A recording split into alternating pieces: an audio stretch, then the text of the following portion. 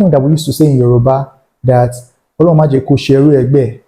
far as your egbe is going to pay you for doing the eru, my friend, you better do it, get the money, and get out of survival. This video is for you if you earn 100,000 and below. Essentially, you are at the survival phase in your financial freedom journey.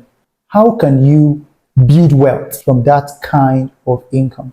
At that phase, your immediate goal or priority is not financial freedom. It is stability.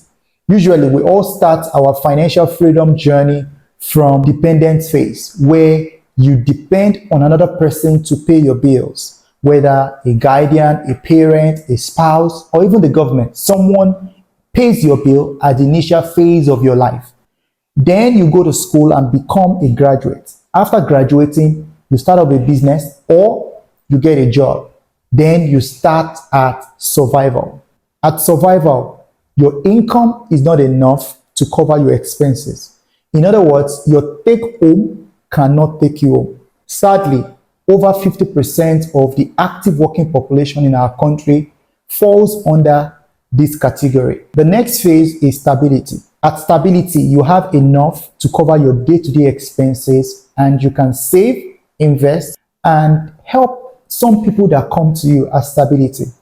The next phase after stability is security, which is where you now have a lot of investments in different asset classes, in real estate, bonds, money market, stocks, investment in dollars, in pounds. You have all these investments and you feel a sense of security. But that's not the end. The ultimate is financial independence, which is a point you get to where the return from your investment is enough to cover your lifestyle expenses without touching your principal.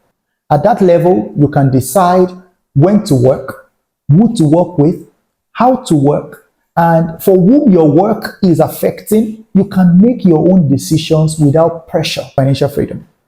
But now that you're in 100K, your immediate goal is not to go to financial freedom, but to move from your survival to stability. 3 points will help you. The first one is knowledge.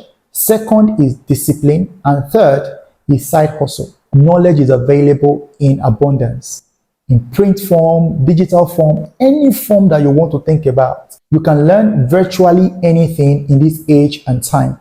Talk of digital marketing, social media content creation, project management, product management, data analytics, data analysis, learning how to cook, selling, risk management, finance. Anything can be learned in this age and time. And some people will complain that I want to take an online course, but I don't have the time or the money to do it. Let's start from the angle of time. The excuse is I work 9 to 5. I have to leave my house 6 a.m. to escape traffic. I get to work and I don't get back home until very late in the night. So I don't have any time on my hands. My advice would be, can you leave home earlier? What I used to do then, I would leave home around 5:30 so I can escape morning traffic because I was driving from the mainland to the island. I get into the office before 7 o'clock. I have like 1 hour of self-development. And when the office closes at 5:30, I wait another 2 hours to catch up on my personal development program before logging out and heading home. Knowledge is available and accessible. The point of discipline, a lot of people know what to do.